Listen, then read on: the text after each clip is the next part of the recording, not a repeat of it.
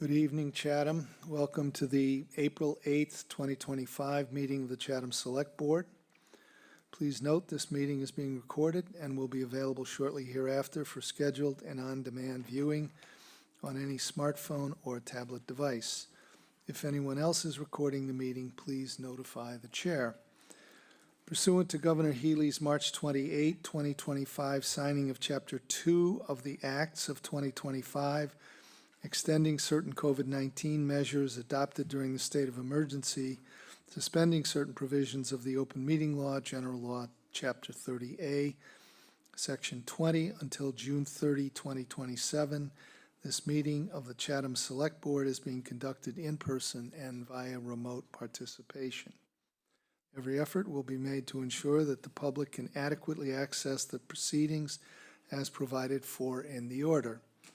A reminder that persons who would like to listen to this meeting while in progress may do so by calling the phone number 1-508-945-4410, conference ID 203-386-491, #, or join the meeting online via Microsoft Teams through the link in the posted agenda. While this is a live broadcast and simulcast on Chatham TV, Xfinity Channel 1072, despite our best efforts, we may not be able to provide real-time access. We will post a record of this meeting on the town's website as soon as possible. With that, I will establish a quorum. Mr. Metters. Present. Mr. Dykens. Present. Ms. Davis. Present. Mr. Shell is present, and Mr. Nicastro. Present. This evening, we have 5 major items on the agenda: minutes, public announcements, and agenda item requests. We have a public hearing regarding the installation of signage on Morris Island Road. Next is public comments on the business agenda, and then finally a business agenda consisting of 6 items. One is a donation acceptance of some oversized oysters. Second is a request for use of town property, sales on town property, etc., for the Blessing of the Fleet event on June 1. The third one is considering reduction of the membership of the Human Services Committee. Fourth is the Cape Cod Annual Year in Review from Christy Senatori, Executive Director of the Cape Cod Commission. Next is a look and consideration of policy on regulatory, statutory committee, board, and commission meetings, locations, type, etc. And then finally is a report from myself and Jeff Dykens on the meeting concluded earlier this afternoon with the Harwich Select Board Subcommittee.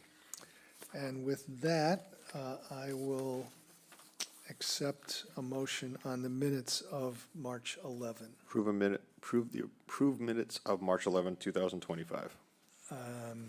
Second? Do we have any comments? Yes, sir, Mr. Nicastro. Yes, I have a suggested addition on page 16. Second to last paragraph, which begins, "It was asked if the Airport Commission has had any meetings with the FAA." I'd like to insert after the word after FAA, and the response was in the negative, period.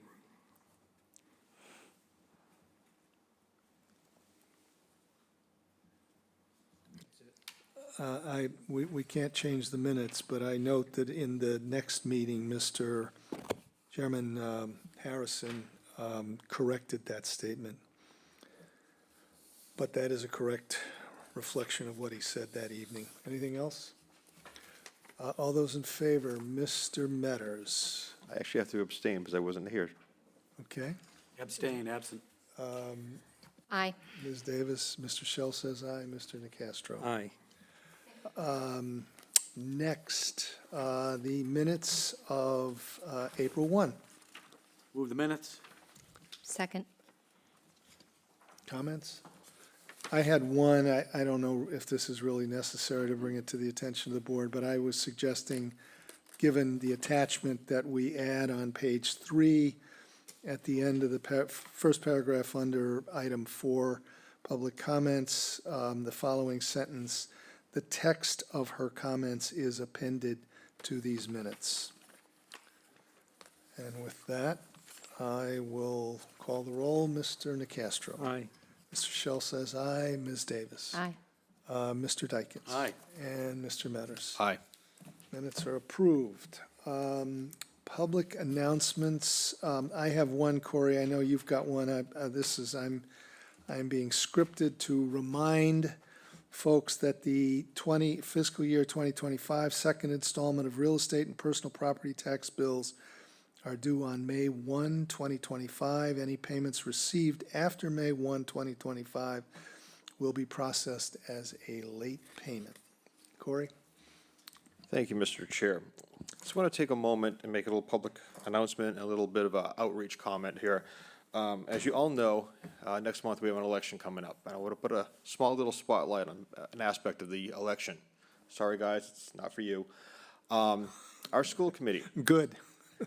So one of the members has decided not to seek re-election, which leaves the situation where we have an open seat for our Monomoy Regional School Committee Chatham representative. So what does that mean?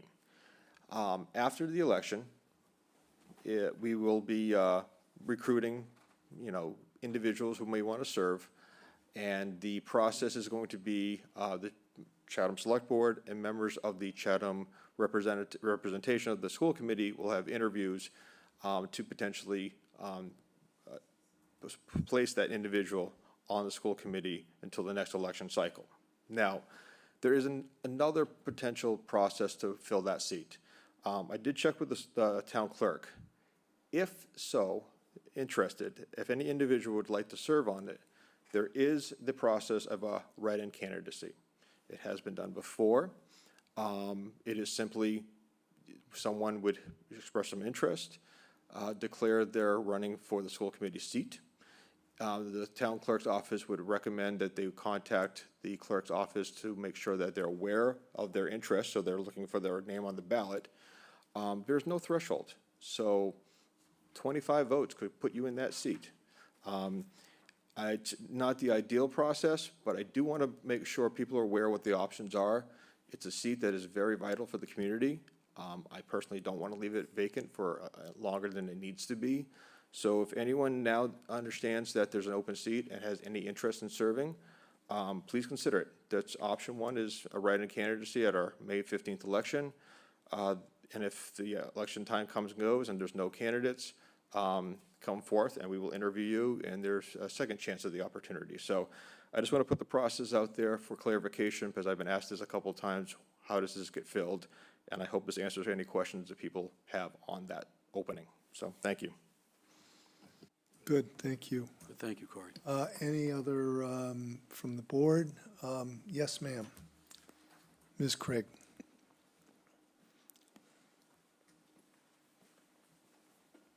Good evening, Joan Craig. I was wondering if this is something that could be on a future agenda item. I just came from the Friends of the Library Board, and the question came up with the liaison to the trustees with regards to the site master plan for the front and other areas of the library. I know this has been going on at least since 2018, and we have questioned what the outcome might be and when. So basically, what you're asking us is to put an agenda request out, or put on the agenda a report of the status and progress of the... Unless someone has that information tonight. Mr. Chair, so Joan, if you look on the town manager's page on the website, there's a monthly report. Right. And there's a project section, which also includes the master plan. So that could bring you up to date until, or unless the select board want to schedule an update on the select board meeting. I think, judging by what I heard from my board meeting, they would like to see something on an agenda item in the very near future. Okay, Thank you. noted. Thank you. Anything else from the public, either here or online? I don't see anybody. Do you, Jill? No, I do not. Okay, we will move to the public hearing, and I'll ask the clerk to read the notice. Thank you, Mr. Chair.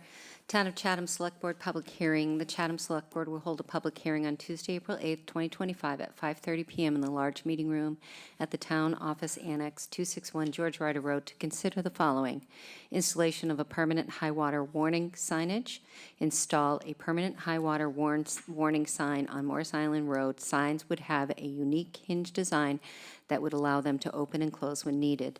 The signs are recommended by the board to the board by the Traffic Study Committee. All interested parties are encouraged to participate in person or remotely via the link in the posted agenda. Sign the Select Board.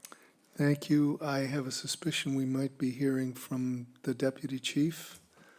No? Do we have somebody else that, or Ms. Craig?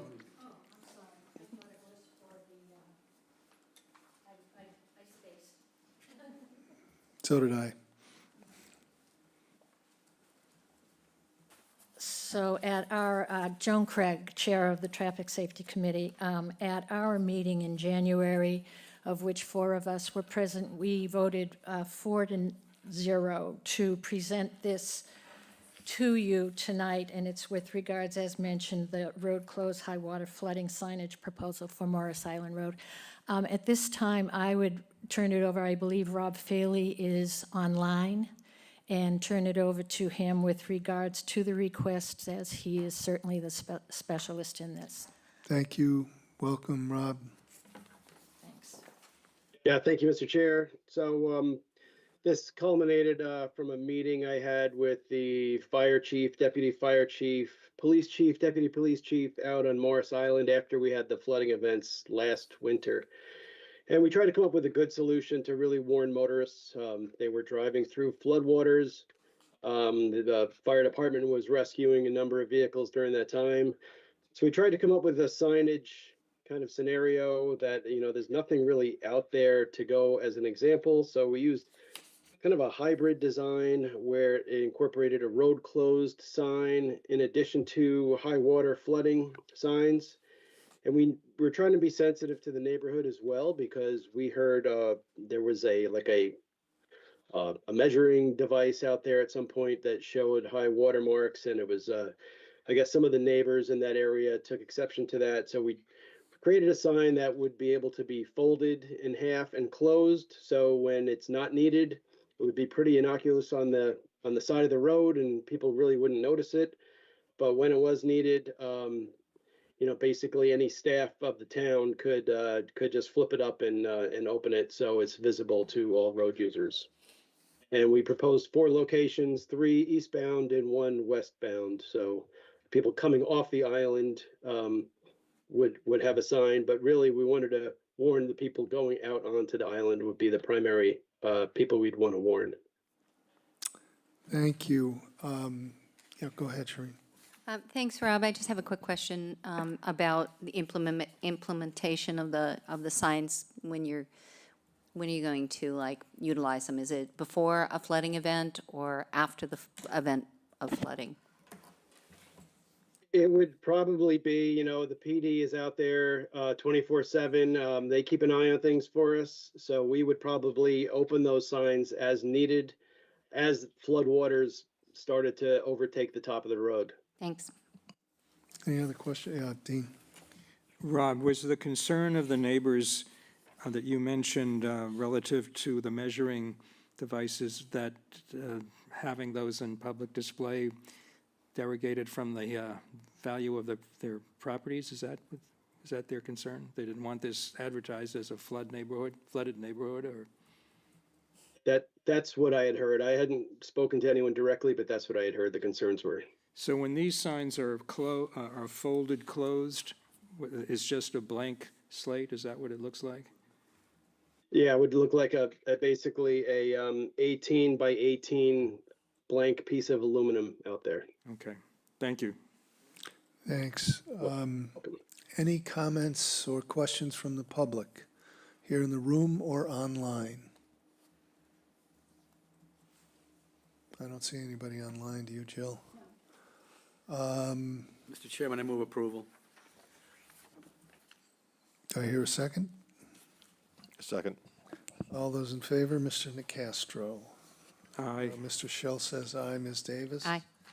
Mr. Dykens. Aye. And Mr. Metters. Aye. Thank you.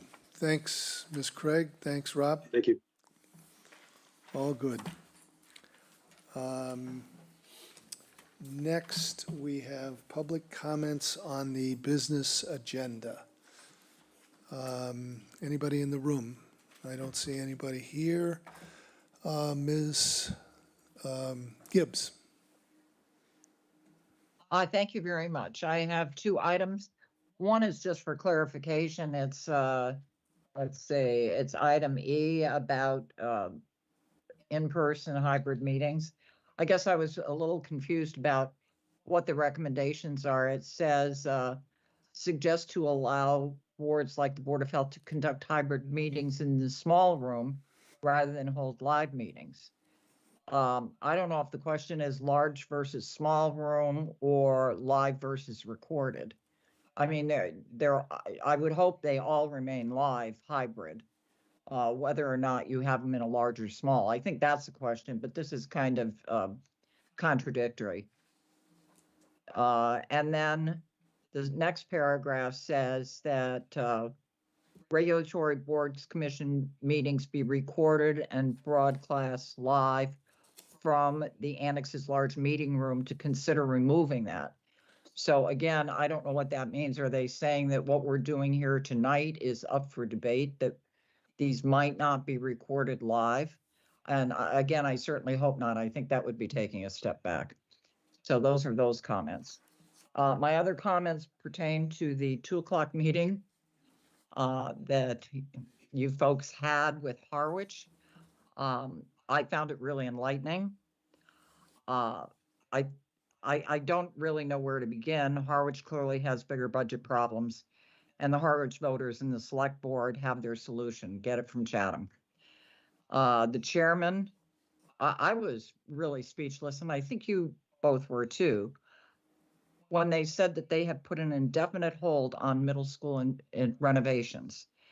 And I thought I misheard, and if I did, but you tried to get more information from them. And basically, what Chairman Handler said is that they had not decided. It was on indefinite hold until we agree to meet again and potentially pay more. And in the way he made that sound, it sounded like extortion to me. I cannot believe they would even consider putting on hold the renovations of the middle school because it's for the health and safety of our children. And obviously they don't care about that. There was a lot of revisionist history during that meeting. 3 years ago, we told them about the leaks, and they saw it firsthand at the town meeting at the middle school with water all over the floor. And they basically told us it was our imagination. It was no big deal. And we find out 3 years later, and a lot more deterioration than it was. They also tried to suggest that we offered to take over the Chatham Elementary School. We did not. They came to us, and they basically told us that's the way it was going to be, and we did. And what they didn't tell us, that was in 2022, but what they didn't disclose to us was the need for a roof, windows, pump, siding, and generators at our sole expense. That came approximately 4 months after, so they had to have known. And I find that very disingenuous that they would not tell us that Chatham was going to have those additional expenses. And the difference in the cost per pupil between Chatham and Harwich students is not because of the elementary school. It's based on the total assessments of the entire district. And we didn't see the final budget until the day the warrant closed. And I think that goes to the comments before, everything's at the last minute and a fire drill. And what's interesting that you may not realize is the budget we were presented on March 18th, the day our warrant closed, has been changed again, because they didn't meet with the Harwich Select Board until the 31st. So we have now approved 2 different budgets. So I don't know how that works for a regional district, that they have one budget and we have another one. And then Harwich came to us in 2010. They came to us because they were losing accreditation. And now they have a high school. And in retrospect, we should have insisted that that high school be in Chatham because we did pay a lot for that and we bailed them out. And that's not the first time that the solution to their financial problems and apparent mismanagement have fallen to Chatham. We sold them 300,000 gallons per day from our wastewater treatment facility, 28% of our capacity in 2017 for $6.8 million. We didn't charge them interest for any delays. I mean, it's been years and the granted COVID, et cetera, but that $6.8 million then would have been a lot more today if we had charged interest to treat their sewage so they wouldn't have to build a wastewater treatment facility in East Harwich that would have cost them $60 million easily. So if they want to talk about, you know, what it has cost them on other projects that they've done, we can remind them of that one, that we saved them about $60 million in a wastewater treatment facility. And we did it at the expense of our own taxpayers because we redirected the work to East Hartwich. So now they're all on sewer and a lot of our residents aren't because of it. And Harwich is also, as another pet peeve of mine, has their commercial haulers bring their garbage and construction material to be dumped in Chatham because it's cheaper for them to haul it off Cape. So we are funding Harwich in many different ways, not just with the school system, and I think it's getting old. And I think they view us as a piggy bank. They threw a lot of numbers around, and actually one of them said that their taxpayers are not willing to subsidize Chatham. Well, I call that projection. We're subsidizing them. And so with all the numbers, the only numbers I think that you need to know and remember as you go into negotiations is that the total actual enrollment in the district of both of the towns is 1,153 students. Chatham only has 355 in the entire district. Harwich has 1,158. There are more students, but there's school choice in. The assessments, the total district assessment is 42.7 million. Harwich is paying 31.5 million. Chatham is paying 11.2 million. So we only have 23% of the entire student body, but we are paying 34% of the cost. I think that that's sufficient because that doesn't include all the money we're going to have to spend on repairing the elementary school that we didn't know about. So I would say they should not be getting another dime. I didn't like their attitude. I thought they were very aggressive. And I particularly am disturbed by the chairman's position that they don't think enough of their own children in the district to fix that school like yesterday. And I think that what they look at is they've got budget problems in their entire operating budget for the town, and this is where they think they can save money. And they're coming to Chatham again, and they shouldn't be doing it. I'd also urge you to watch the March 27th school board meeting, because this is when it came up that they were going to put it on hold, apparently. I haven't been able to watch the whole thing, but where they were going to put the renovations on hold. So I thank you for your attendance there today. I think you pushed back, and it's appreciated. Thank you. Thank you very much. Okay, turning to the business agenda, the first item is the, sorry? Oh, No, I didn't know if there were any oh, public comments. I think Renee is warming up to come up here and hit the first item. Thank you.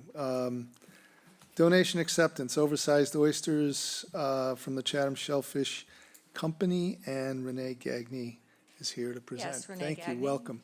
Thank you. Good evening. Renee Gagné, Shellfish Constable for the town. Yes, I'm seeking your acceptance of 1,000 oversized oysters from the Chatham Shellfish Company. They've been very generous with the town in the past. The shellfish have already been distributed. We actually purchased 3,500 from them last week, and they threw in an extra 1,000, so this is the protocol in order to give them acknowledgement, so I do hope that you accept it. Thank you very much.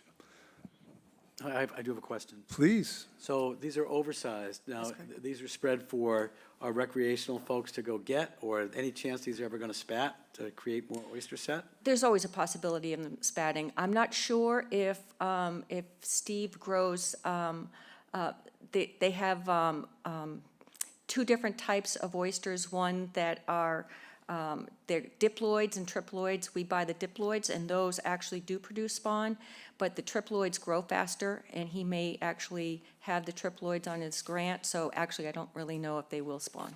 Okay. Thanks, Renee. Yeah, I think it's great. Move acceptance. Second. Any other comments? Other than thank you. Mr. Nacastro. Aye. Mr. Shell says aye. Ms. Davis? Aye. And Mr. Dykens? Aye. And Mr. Mr. Metters? Aye. Thank you very much. Thank you. Could I also use this opportunity to let the public know or remind the public that oyster season actually closes at the end of this month? So you should get out there fast and get those oysters. Thank Get you. out there and get in there, okay. Next item is considering a request to use town property for sales on town property and a special one-day alcohol license and a special one-day entertainment license for the Blessing of the Fleet on June 1. Shannon Eldridge, welcome, Mr. Chair, I'm recusing myself. please. Bye, Mom. He's not going far. Yeah, Shannon Eldridge, Treasurer of the Women of Fishing Families. We are requesting to use the Chatham Fish Pier by the parking lot by the South Jog to hold the ceremony and a celebration for the Blessing of the Fleet. Once was the annual. We've had a bit of a hiatus. The last time we did the blessing was 2019. We had a gap. The fish pier was being renovated. We had some COVID restrictions and a little restructuring of our own organization, but now we're back and we'd like to bring back the blessing.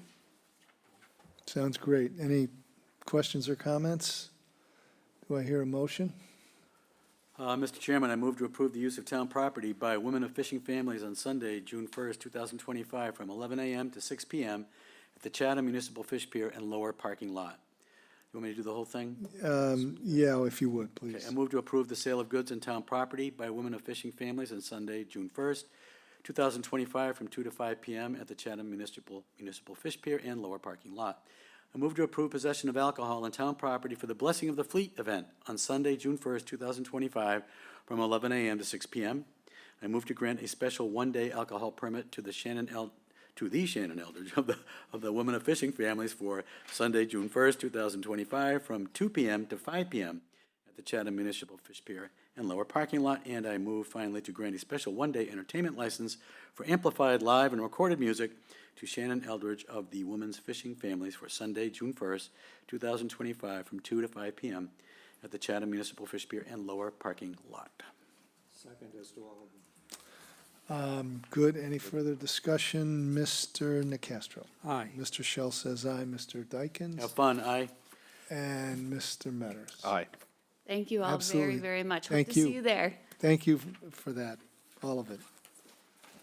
Good stuff. Next is a request to reduce the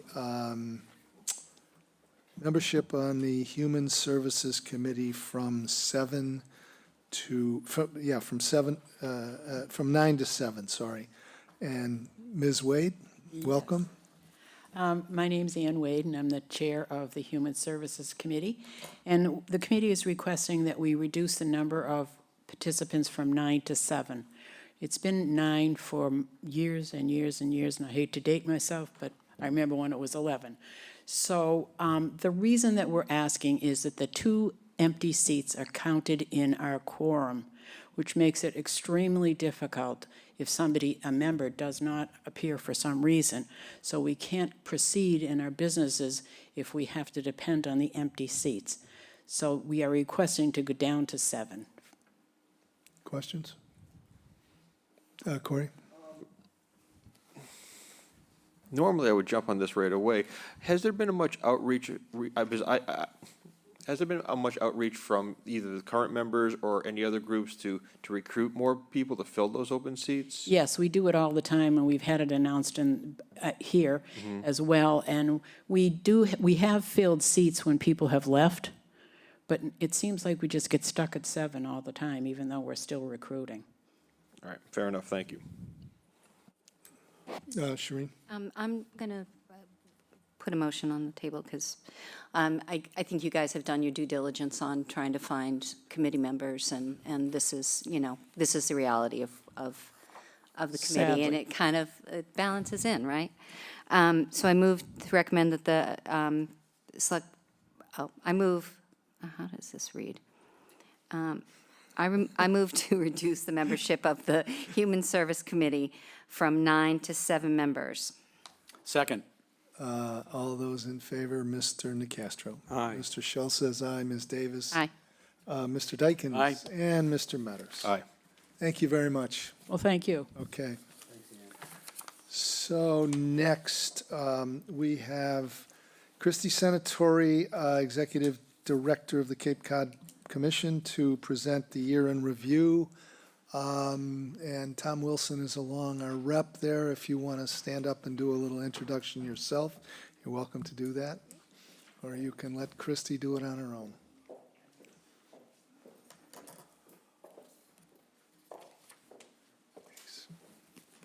Wonderful. Thank you very much. Again, I'm Christy Senatori. I'm the Executive Director of the Cape Cod Commission. I appreciate the opportunity to be here this evening.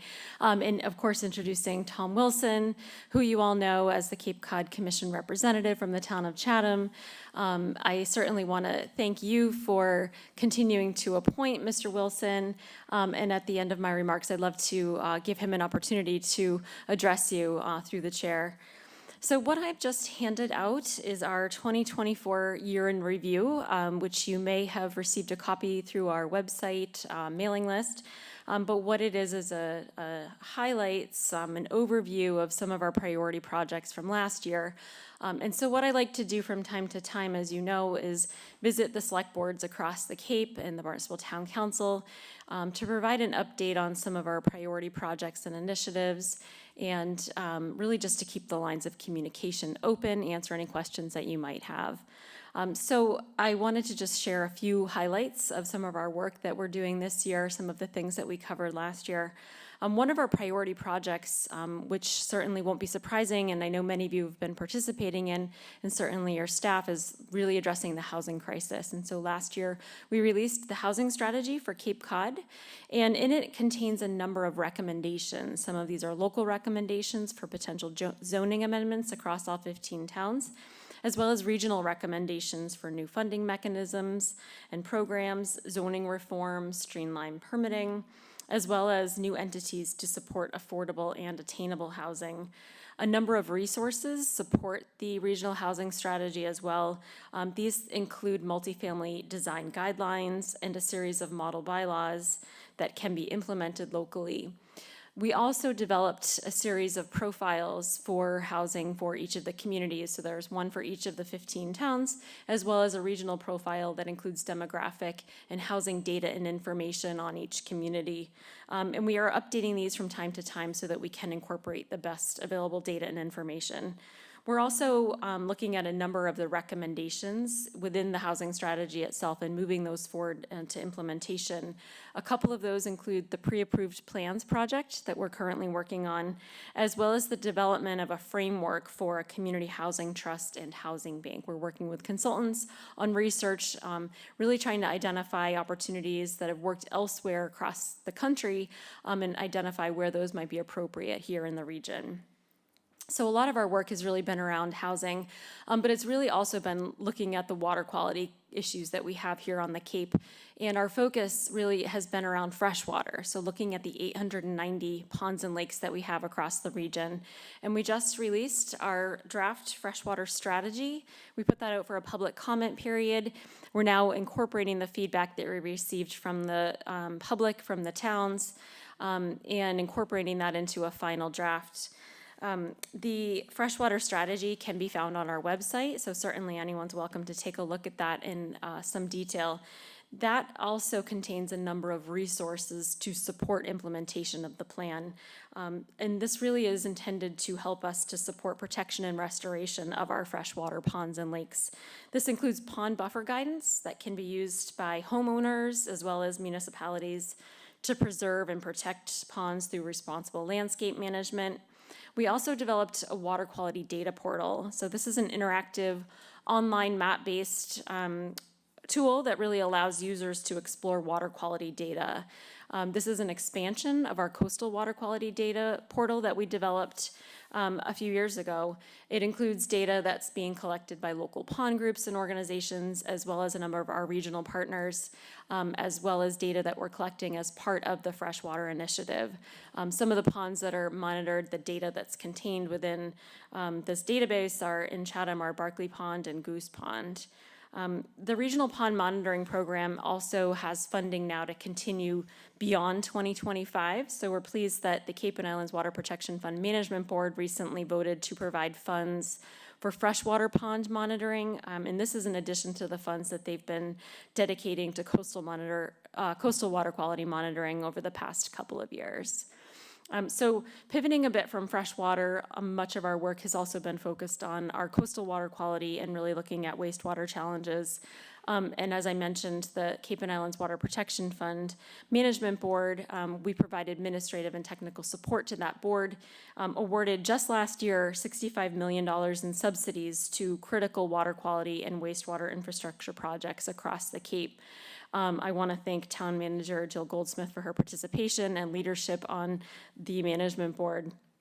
We did just receive today the final intended use plan for 2025, and this includes over $400 million in projects for Cape eligible projects. So certainly we are looking forward to making sure that progress continues to be made here in our region. Also wanted to highlight a number of transportation projects and initiatives that we have been working on and are going to be working on. And of course, one of the main focus areas is around the Cape Cod Canal Bridges Replacement Program. A total of about $2.4 billion has been secured for the project, about 1.72 from federal funds and about $700 million coming from the state. Mass DOT, the Massachusetts Department of Transportation, has made recommendations for the approaches and the interchanges that are connecting our adjacent communities to those major infrastructure projects. Much of this information can be found on the Mass DOT website, but permitting is underway, and we do expect that some of the draft environmental impact reports will be out this spring.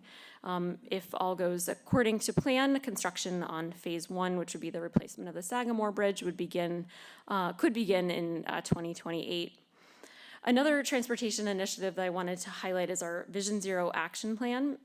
So the Cape Cod Commission is developing a Vision Zero Action Plan, which is an initiative that's designed to improve roadway safety and address traffic fatalities. This is a nationwide program, and we're pleased to be bringing this locally here to the Cape. Completing this action plan for our region will make all 15 towns eligible for Safe Streets for All implementation grants. So this would really be leveraging federal funding to implement some of these strategies locally. We held a series of public meetings in early April, and we're looking forward to continuing this work over the course of the next several months.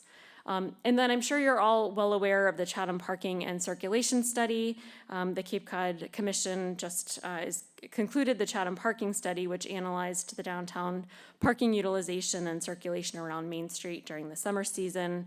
The study was conducted in close coordination with the Chatham Parking Solutions Working Group. Several public meetings were held throughout the project.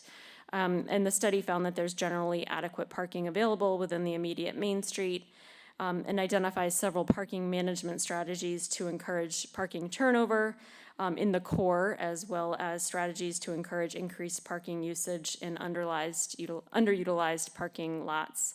And the recommendations focused on improvements to encourage safer walking and biking within that study area. And then lastly, one more initiative I wanted to mention in transportation is the Transportation Improvement Program, which many of you will know as the TIP.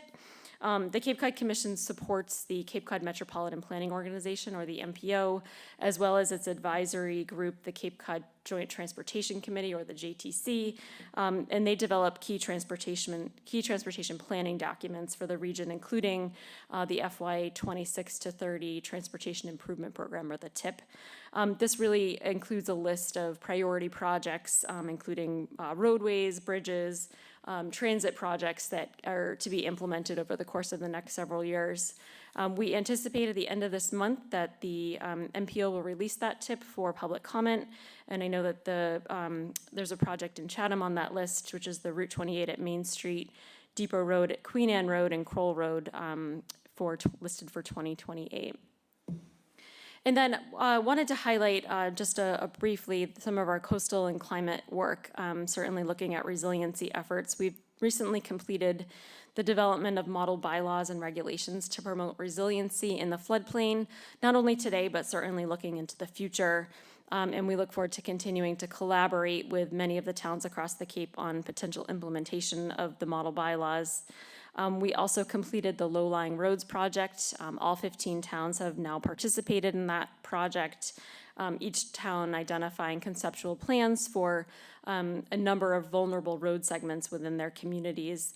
We are looking forward to assisting communities who'd like to move forward with implementation funding, or pursuing opportunities for implementation funding, or for funding for the development of additional designs for additional roadways. So certainly we'd be happy to work with the town of Chatham on some of those efforts going forward. And then finally, the last two planning initiatives I wanted to highlight are our comprehensive economic development strategy. We prepare a new CEDS, or economic development strategy, every 5 years. So we completed an update and a new plan last year. This was approved by the Cape Cod Commission, the Barnstable County Economic Development Council, and ultimately approved by the Federal Economic Development Administration. And this year we'll be really focusing on advancing many of the priority actions that are contained within that document. These include efforts to incentivize year-round housing in the appropriate locations, simplifying appropriate housing development, and advocating for the replacement of those canal bridges, among many other economic development priorities. And then lastly, wanted to just mention that we update our regional policy plan every 5 years, and this fall we initiated an update to the RPP. The areas of focus for this update include encouraging housing in the right places, promoting reuse and redevelopment, preserving our natural areas, economic resiliency, climate action, and infrastructure. We've held a number of working sessions with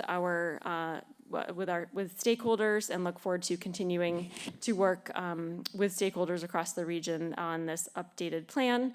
We anticipate a draft will be put out for public comment by early summer. So I wanted to just pause there, and I'm happy to take questions, but I did just want to again recognize Mr. Wilson, give him a chance to say a few words, and really, again, thank you for appointing him. He's really been an outstanding member, not only on the commission, but on our leadership team as well. And so I'm really grateful to have him on the board, and want to just thank him for his dedication to the work and to the work of the commission. So with that, I'm happy to turn it over to Tom, and then I'm happy to answer any questions that you might have. So thank you for your time. Thank you.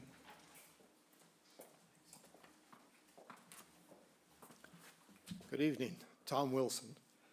I am thrilled to be Chatham's representative to the Cape Cod Commission. The Commission's mission to preserve Cape Cod as a special place is far-reaching and especially significant now. Under the Cape Cod Commission Act, the Commission reviews and decides on developments of regional impact, DRIs, projects that have impacts affecting multiple towns. We compare benefits and detriments and drawbacks, ensuring projects are consistent with the Cape Cod Regional Policy Plan and local comprehensive plans and town bylaws. The Commission currently is updating the RPP, and the RPP subcommittee on which I serve has held public hearings in Mashpee, Barnstable, Eastham, and virtually to gather community input. As Chatham's representative to the Cape Cod Commission, I've been active on DRI subcommittees, reviewing the Sandwich Community Health Center, the Chatham revetment's minor modification on Tillipee Run, the Long Pond Road cell phone tower in Brewster, and the Captain Birdie's redevelopment project in Provincetown. Again, I enjoy my time with the Cape Cod Commission. I learned so much from their staff and from the DRI review process, and I am very grateful to be Chatham's representative. Thank you. Thanks very much. Questions? Jeff? Just comment, and I guess a couple of questions. You guys always, Christy, you do a great job. Tom, thank you so much for your efforts. Commission really hits a whole bunch of things, nails on the head here: transportation, fresh water, salt water, housing, affordable housing, et cetera. You really hit, really hit a lot of highlights or a lot of really important issues for us, certainly. I know our planning board, a little more locally, has relied on kind of I don't know what they call it, but the designs that the Cape Cod Commission had come up with for the West Chatham Neighborhood Center. They relied a lot on your work, and it was excellent work. The work on our transportation downtown and parking downtown for the Parking Solutions Working Group was excellent. It was a superb piece of work, and hopefully we'll get a chance to get at it and implement some of its recommendations, because they were really well thought out and really supported by data. We really appreciated it. It was excellent work. I guess I'll stop there, but I just think, I had one question: that any insight as to whether or not the grant funding for the bridges, for the planning for the bridges, is at risk at all, or is that in cement? I don't have the answer to that. I believe the project is proceeding as planned, and that's the plan going Okay. forward. That's as Okay. much as I can offer. All right, thanks. But I just really, I have another question. Where do you get your funding? How are you funded? So we are very opportunistic in applying for grants, which Right. fund a certain percentage of our budget. And then we're also funded through the Environmental Protection Fund. So we've got a variety of different sources that fund our budget every year. You must do that very successfully. You've grown a little bit over the years, and you're attacking great issues, so, I don't begrudge it, but you must be doing a really good job doing that in order to support the folks that you employ, et cetera. You have great staff. The staff I've met have been wonderful. Thank you for that feedback. You bet, Christy. Thanks. Shereen?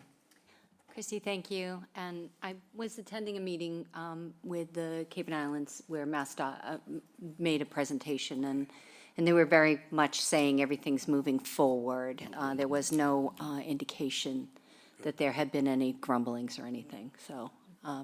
And the information of that is on the MassDOT. It's a pretty comprehensive layout of what's going on. Christy, the wastewater, every town is doing wastewater, and you said $400 million worth of projects? Is that what I'm hearing you say? So we just got the draft IUP, or the final IUP this afternoon, so very quick review of it. Looks like it's over 400 million for this year for the Cape. And $65 million in funding opportunity, is that? So just last year alone, the Cape and Islands Water Protection Fund gave subsidies of 65 million to 8 different communities across the Cape. So the competition for those fundings are getting bigger at this point, do you think, or? So certainly we are seeing progress, and as of now, it looks like the projects on the Cape that have been proposed that were in the draft, and potentially one other, are going to be included in that final plan. So we're grateful that there is a lot of progress being made. These are big dollar numbers that we're actually seeing being implemented across the region, and we're seeing more and more projects than we anticipated, which is a great problem to have. They're certainly, having more projects, more funding, but I think that the board is really taking initiative to make sure that the projects across the Cape can be funded, and those subsidies, the 25% subsidy is reliable going forward. Right, thank you. Thanks. Dean? Thank you. Thank you, Christy and Tom, for coming and for your report. I just want to join with what Jeff said about the parking group report that the commission presented to us. I think I said at the time, I thought it was the single best report I've heard from the commission, seen from the commission in my time here on the board. The only other comment I wanted to make is with respect to Tom's enthusiasm for his position. I think we owe a little bit of credit to the late Florence Selden, because I remember when I was chair of this board, there was a vacancy, and I called Florence and said, "You've got to find somebody," and she approached Tom. So I think that's worked out very well. I know you were a candidate for school committee at one point, and maybe you listened to what Mr. Metters had to say tonight. Thank you, Mr. Chairman. Thanks. Corey? I'll just chime in. I also would extend my appreciation to both of you. I appreciate the work you're doing. I appreciate the updates you provide this community, and I want to thank you very much. And Tom, thank you for serving Chatham. So I'll just conclude by saying what they said. We've made some progress here in Chatham on a number of different fronts. I would identify particularly the housing, the planning board movement with the West Chatham Neighborhood Center zoning proposal, which is heavily reliant on the work that the Cape Cod Commission had done in advance. The work that we've done on sewer hookups generally and grinder pumps specifically, and now are looking to the Aqua Fund support that we heard about last week. All of that is absolutely indispensable to what we're doing here, and thanks very much to both of you for that. So appreciate having you here. Thanks. Thank you very much. Yeah. We look forward to working with you. Thanks. Thank you. Okay. Next, we're going to hear from Shauna on the policy regarding meetings. Yes, good evening, Shauna Neely, Communications Manager. I think first off, to address the question that was raised earlier, I can try and give some clarity. Meetings that occur in this room, in the large meeting room here at the Annex, are the only ones that are broadcast live, so in real time on channel 1072 or live streamed through the website. All of our other meeting rooms have the capability of having hybrid meetings and recording those meetings for uploads to our on-demand archive, but they're not broadcast in real time through 1072. So that I hope that brings some clarity to that question. I'm sorry, but to clarify, they are available on Teams in real time. If you, yes, To majority- anybody who can access on their computer through Teams, correct? that is another decision point for the board. Okay. The vast majority of our meetings, whether they occur here or in one of the self-record rooms, do provide a link through Teams for a hybrid meeting environment. Okay, Not all of them, but the vast majority. thank you. So the question before you tonight is whether or not you would like to rescind the directive that was made 5 years ago at the outset of the pandemic, that in order to keep the town's business moving forward in the conditions that we were under, to require all of our regulatory boards, that's the planning board, the zoning board of appeals, board of health, et cetera, to take their meetings into this room, whether they met here previously or not, and to broadcast those meetings live with the addition through our wonderful work of our IT department to have hybrid meetings, hybrid participation possible.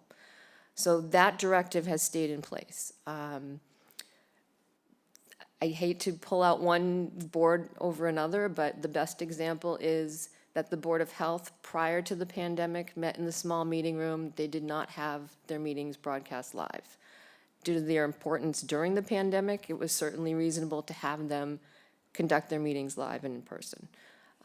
Whether or not that's still necessary is one of the questions to the board tonight, whether you'd like to rescind that directive that all regulatory boards hold their meetings in this room broadcast live. So that's If I may, if we were to do that, what are the criteria that you're suggesting we would use to decide who stays in here and who moves back to small meeting room? Sure, so you can leave that up to the chairs, as was done previously. We could draft a policy for your consideration. Essentially, leave it to the, unless we want to take that on. Correct. Leave it to the boards Correct. to decide on their own. Correct. Okay. The second decision point, if you want me to continue, we have advisory committee meetings that are held, and statutory committee meetings that are held in the self-record rooms, such as the Annex Small Meeting Room. As I said, the vast majority of those meetings do have a hybrid component, but there's been no directive to require them to have a hybrid component. So it's mostly the water-related committees that meet over at the community center. It's an in-person meeting only. It's recorded and uploaded to the on-demand archive, but they do not provide remote access to the public. And that's another decision point. If you wish to make that a standard, we can certainly do that. It might just take a little time to make sure that all of the meeting rooms have the capability to hold hybrid meetings and to train up staff that are not used to doing it that way.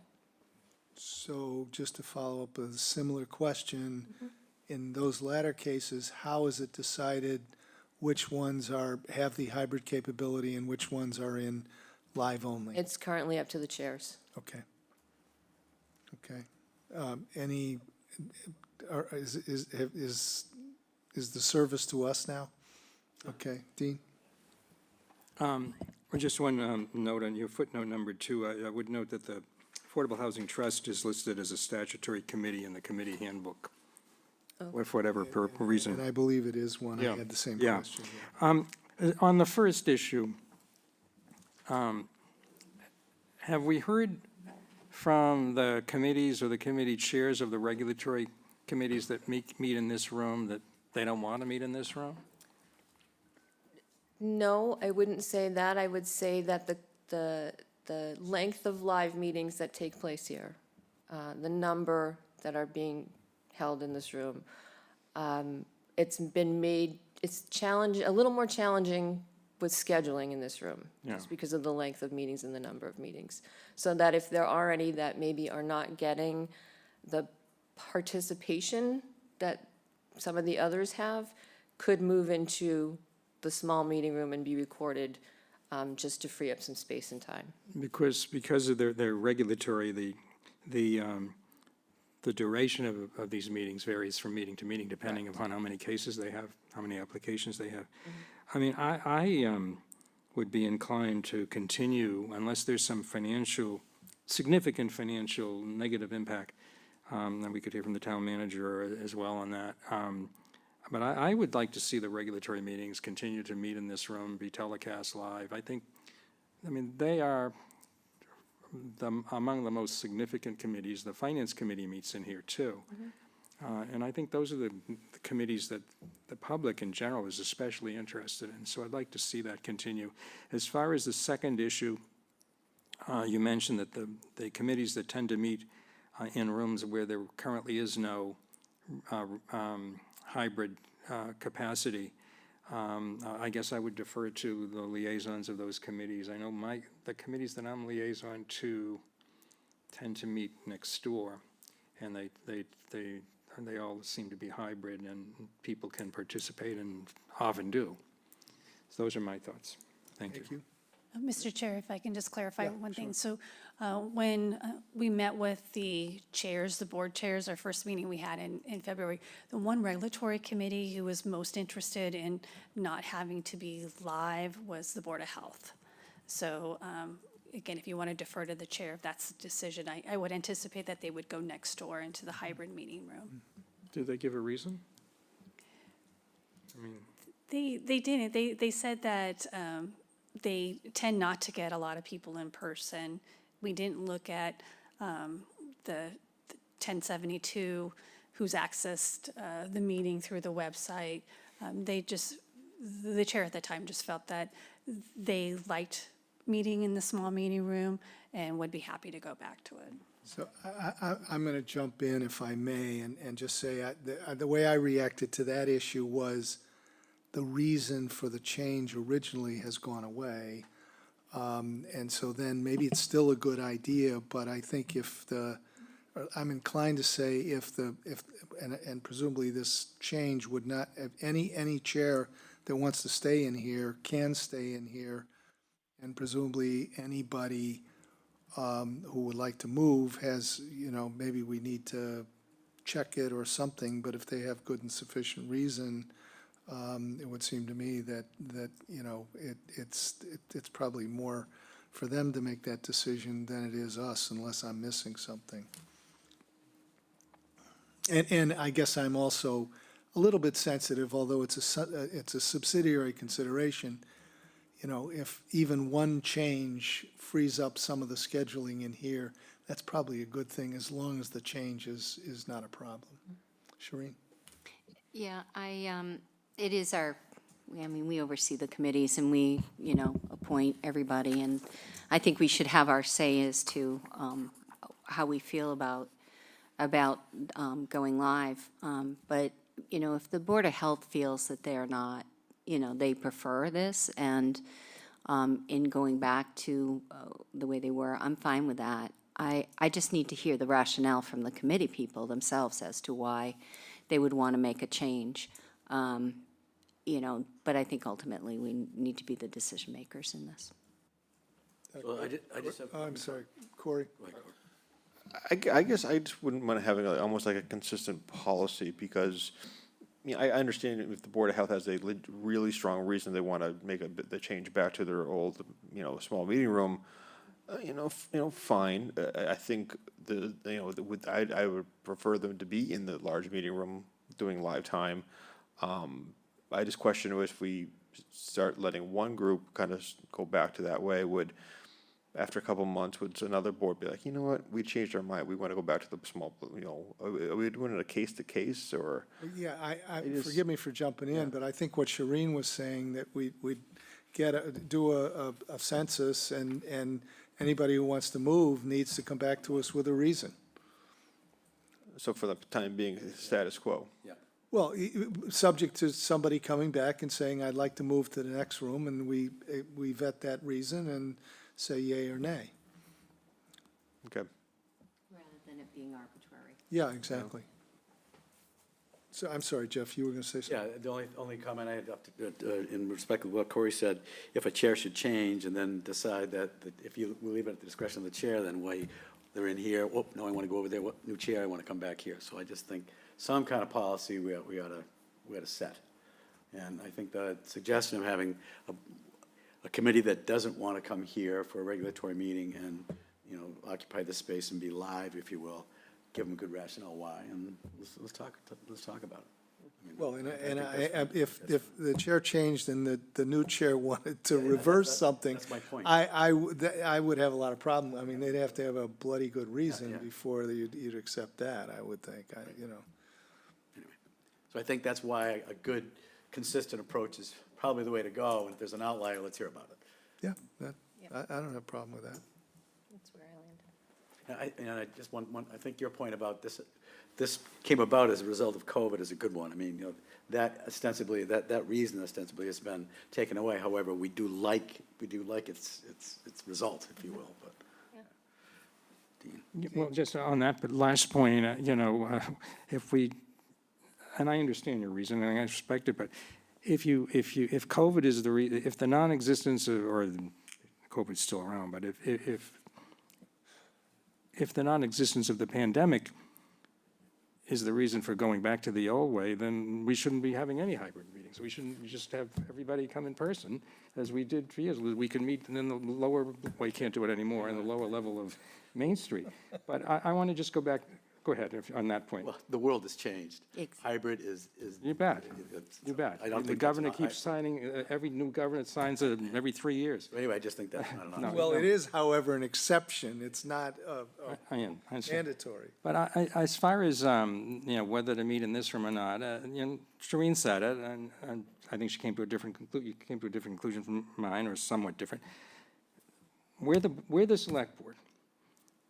We should be in the position of saying to the committees, this is where we want you to meet. Now, I'd be open to deferring a decision from this board on the policy until we hear from the Board of Health, for example, as to why.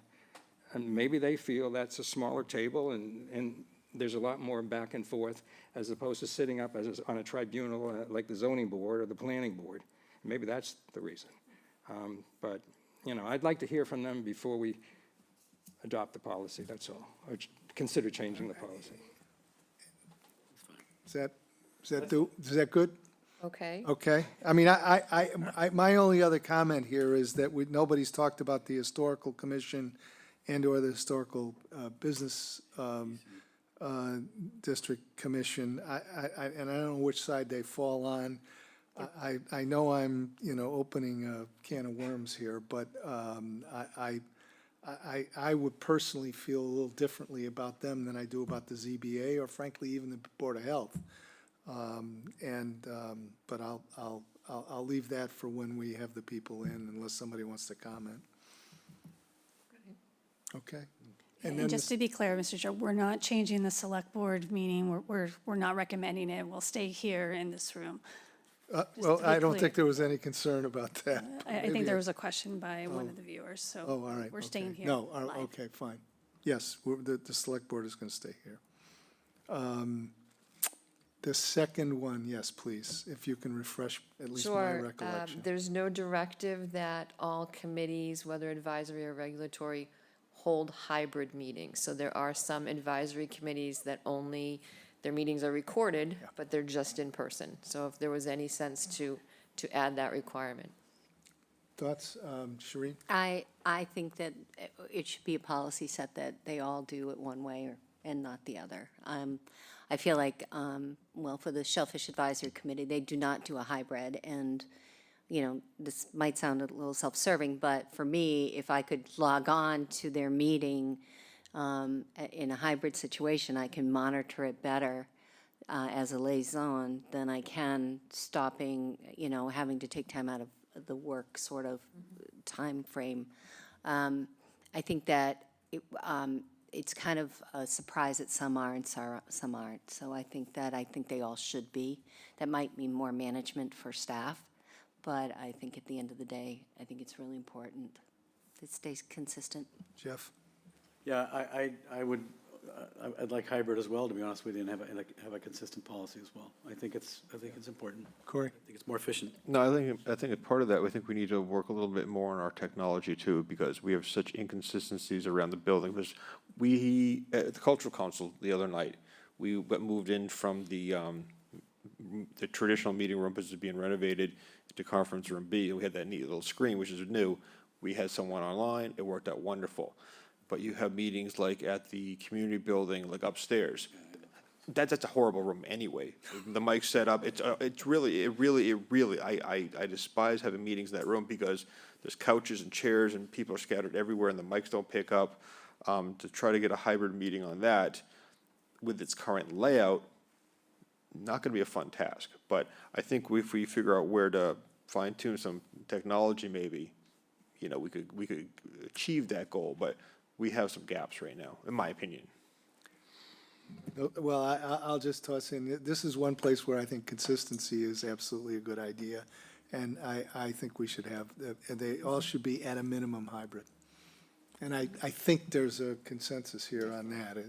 Yes. That's what I heard. Agreed. So would you like a policy drafted for your consideration incorporating? Please, Okay, please. got it. Anything else? Thanks, Sean. That's it. Thank you. Yeah, no, I think Shauna will do it, Shauna's gonna, you know, talk to or get input, and I guess if the Board of Health would like to come in and chat with us on why they want to move, or anybody else wants to move, we'll take that under advisement before we do policy on that one. Sure. Is that fair enough? Thank you. Okay, thanks. Okay, next, the meeting this afternoon. There were 4 of us on the dais who were at that meeting today. Since Jeff started over there, and I thought did a phenomenal job of giving just a really super opening statement that covered all the issues. I'm going to ask him if he would give us his perspective on it and summary on the meeting first. Thank you, Mike. I gave it, you know, the history, what Harwich's history and from Harwich's perspective and why, you know, history, why we came about, how the region came about and how it advantaged both towns, not necessarily linearly or in the same way, but Harwich was in need of a new high school. We were in need of students. By MSBA's participation, we were able to build a high school much more cheaply than if Harwich were to build it alone. I made that point a couple times.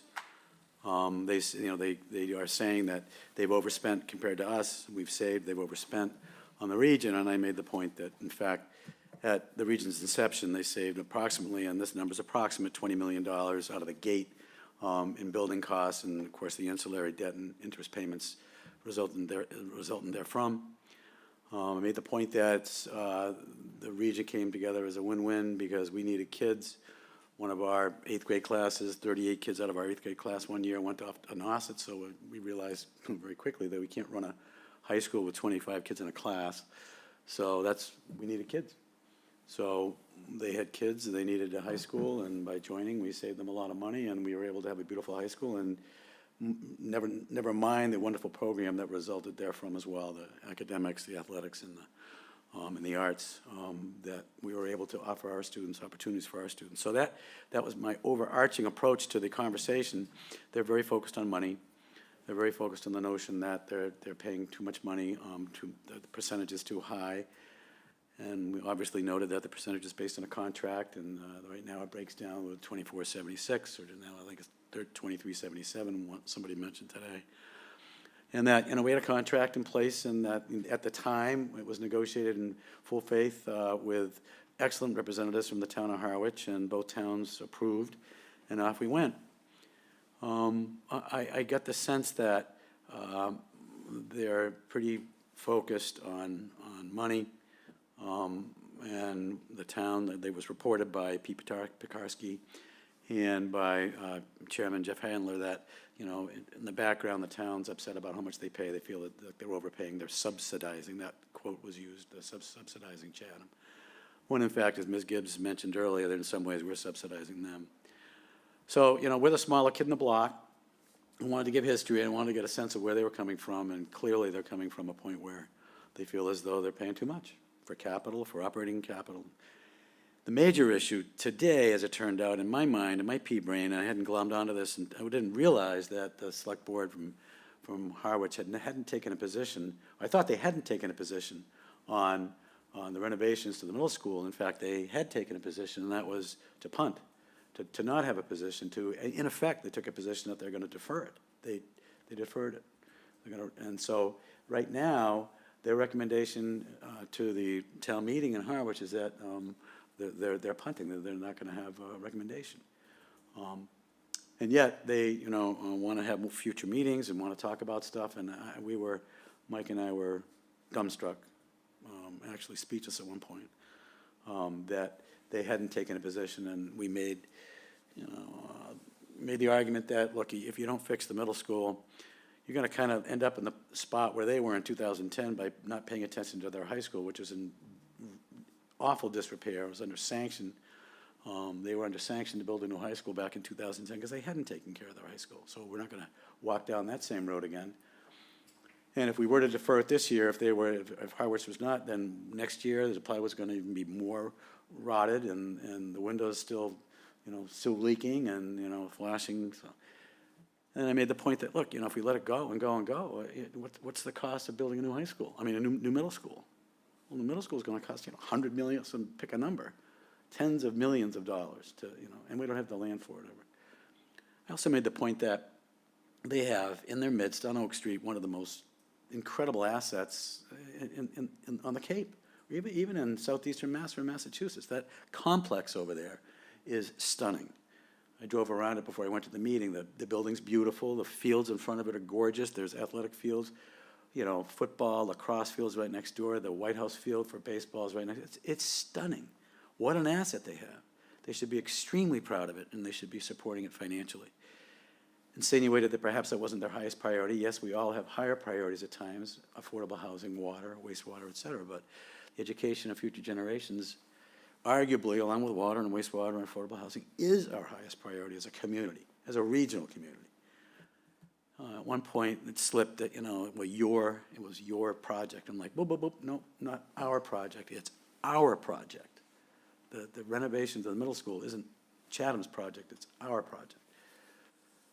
So I think we left it with a place where, yeah, we continue further conversation, not quite knowing where it's going, but we also translated the message that, hey, look, from Chatham's perspective, what I hear out there After we took over the elementary school, it's full funding, which we wanted to do, and understood that by, from a per pupil cost basis, they were overpaying, if you will. We got it. 2 years ago, we got it, and the whole town got it, and without a whole lot of squawking, we bellied up and are paying for our elementary school. I made the point that, frankly, Chatham's really comfortable with where we are. And we pushed back a bit. But, you know, that's kind of where we were. Corey was there, thankfully, and Jill was there. Mike obviously spoke very well, eloquently, if you will, to kind of, smooth the waters a bit. But, you know me with the schools, 17 years, I'm very passionate about it. And I don't like to see it eroded. Yeah, there were two themes that don't really, work well together.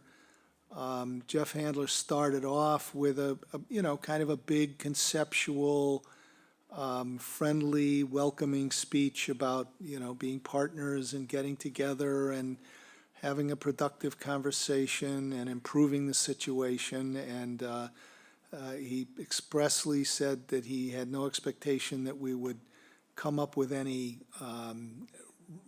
result in the meeting today, but he hoped that we could have continuing conversations working on, I'll use my word, the problem.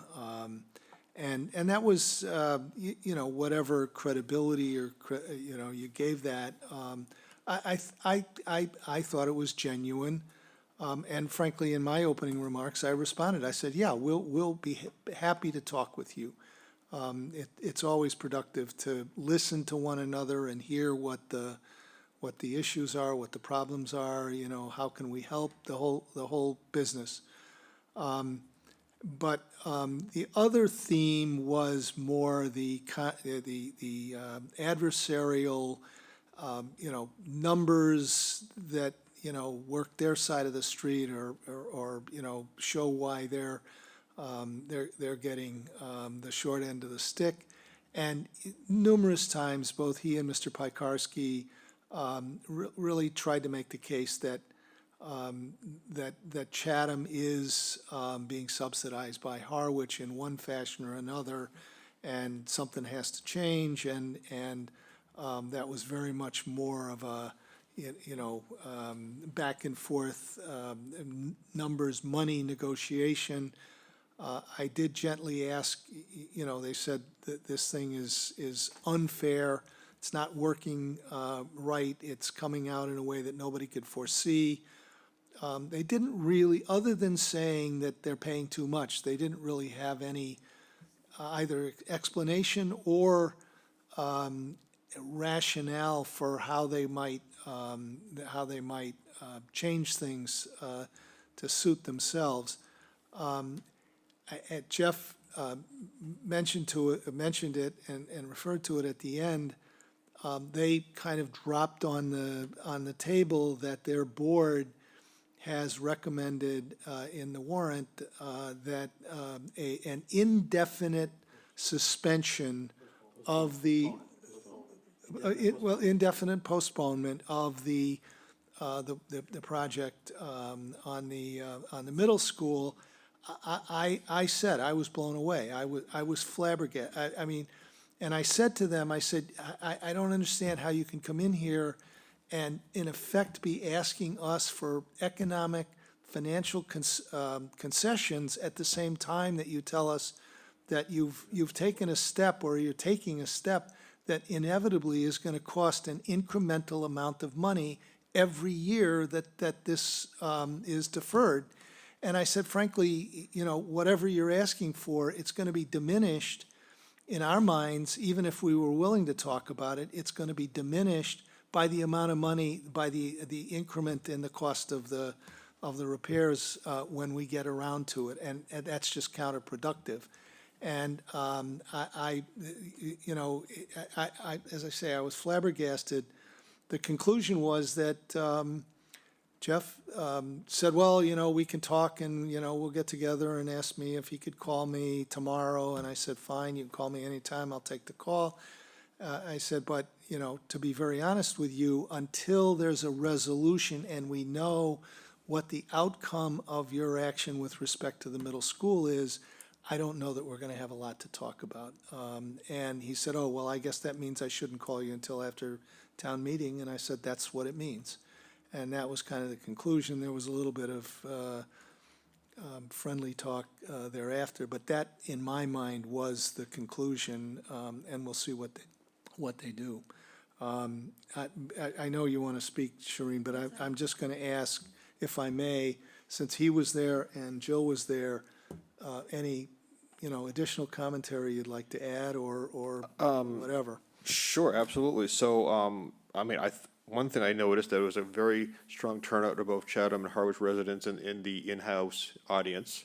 A lot of familiar faces with background in the school committee and school and just public engagement. I appreciate Jeff's background on this. He went to bat for Chatham. Clearly, your knowledge, your experience was vital today, and I appreciate that. It was one of those meetings that opened up very much like, okay, we're not going to have a full resolution today, but we're going to talk nicely. We're going to figure it out. And it kind of got a little more tension, you know, subtle.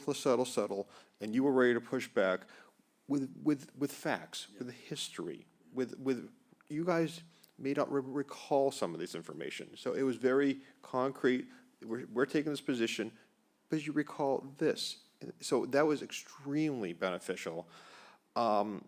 Little disappointed in the chair of the Harwich Select Board in the fact that I didn't see a crystal clear plan from them. Obviously, there's some kind of desire to get some kind of funding changes, some more, you know, balance of funds. You know, that was clear, but how they were expecting that process to go forth, I don't think there is a plan on their behalf at the moment that I could see. Some of the history they brought up, specifically with the elementary schools, differs from my opinion. I was surprised at that. As mentioned before, the indefinite postponement on the select board's recommendation of Harwich on the middle school project is really disheartening, because that really is, it's going to impact the students. That's at the end of the day. If I understand correctly too, their finance committee did make a proposal to support it, so I do appreciate, you know, that level of support from the community. But you know, Mike and Jeff, we're clear. We'll have a conversation, but we need to know what's going on. We need to have a better understanding of where you think we should go. And you know, I got some of my own thoughts, and I actually got a couple of texts from a couple of the Chatham School Committee representatives who were watching from online, and the wow factor was there. So I appreciate you guys pushing back on them, and and we'll see where this leads. Yeah, I'll just add one specific thing that Mr. Piekarski mentioned was splitting the administrative costs of the district 50-50. And I asked him, what's the rationale for that? Why is that any different than anything else? I don't think I heard a clear answer, but it was, in terms of their having a plan to ask for anything, that just wasn't there.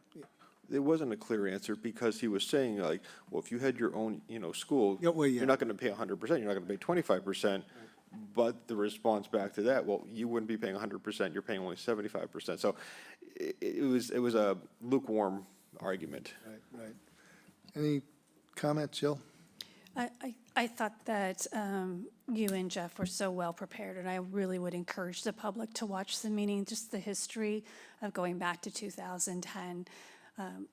Similar comments, observations too. I was surprised about the motion to have an indefinite postponement on the renovations to the middle school.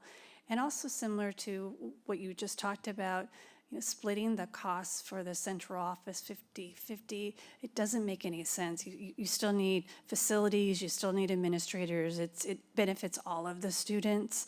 And they obviously have the majority of the students. So they did mention tasking the experts to do some number crunching. I'm not really sure what needs to be crunched. I mean, everything is pretty much out there, but whatever assistance Carrie was there, Carrie and I need to provide you in support, we're happy to do that.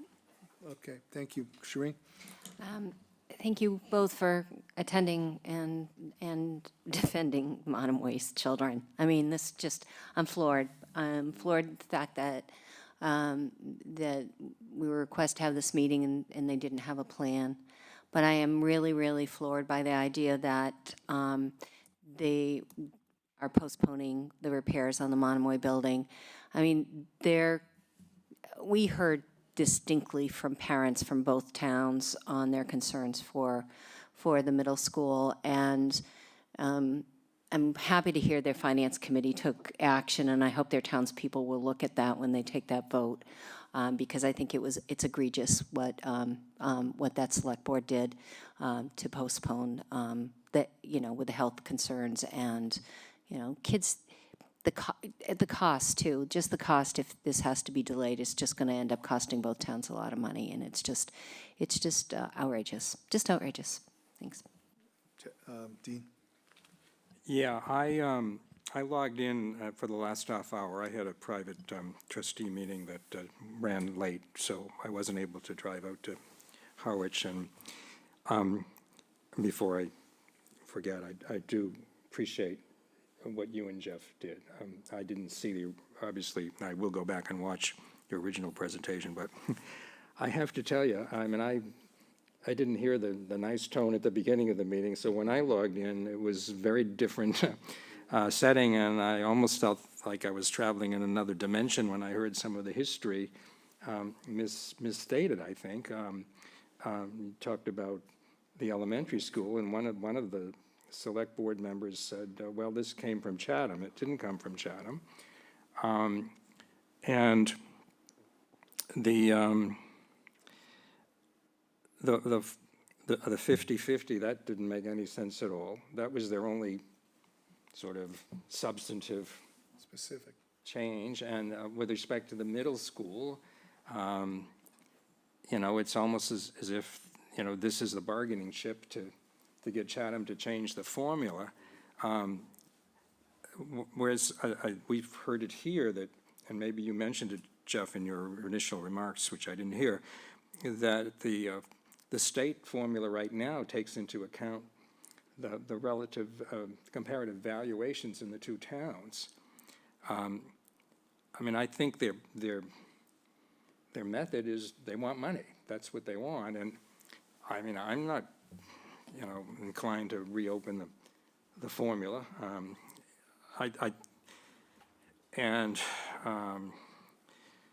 We've done a lot to accommodate Harwich on the sewer side and elsewise, as has been presented. I don't know if you mentioned the belt filter press. Yeah, no, I did not get there. Yeah, that's another thing which we did, and we didn't look to them for contribution on that. And that was what, $4 or $5 million.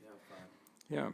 So I just was amazed myself. I think the way that you closed, Mike, was the right way to do it. And we're willing to talk with them, but it's somewhat appalling that they really just have nothing to put on the table other than we want more money. And one other thing that was when I talked about when I mentioned historical precedent. Maybe this was truly, I'm sure it was the recollection of the individual who made the comment, but every single year, or almost every single year, that the school committee, this goes before the Harwich Select Board with the budget, they give them a bad time. Oh, I said that. Yeah, I know. That's what I read about in the paper every year. So, I hope they go back and, re-examine the history and come up with, some better ideas which we could entertain. Thanks. Jeff? Yeah, I did remind, a couple times they stated that, it was our idea to bring the elementary school under our umbrella, and I said, no, guys, it was because the per pupil costs were really high in Chatham, and you guys complained, and we listened, and we acted. We brought the elementary school underneath our budget, you know, for $700,000 or $800,000 the first year. It's 1.3 this year, I think. So, you know, it's a big number. So we reminded them of that, you know. But, you know, I'm not so sure it wasn't some kind of political theater or whatever. I didn't quite grasp where they were headed, to be honest with you. And I was pretty disappointed, thanks. The one thing I will add at the end is, there were several occasions where, certainly on our side, where we said, hey, this is this is a discussion between us, but it shouldn't redound to the detriment of the children. And we talked about how successful and what a great job the school system is doing with the kids. They responded at least, a couple of times, sort of giving a hat tip to that. But the themes that really kept coming through were, we're paying too much, and you got to do something about it. And Dean, maybe I was, I'm too sensitive or something, but at the end, it seemed very clear to me that the middle school project is kind of a hostage to a willingness on Chatham's part to amend the formula to their benefit. And I don't see, I have no problem if they want to sit down and talk to us about why they think the formula is not working the way it should be, or that the way it was intended, or that it's unexpected consequences. I can have that conversation. But to say, we're not going to do something that everybody has to be able to see is critically necessary this year, as a way of leveraging the argument they're trying to make here, I can't really entertain that very happily. I can't entertain it, period.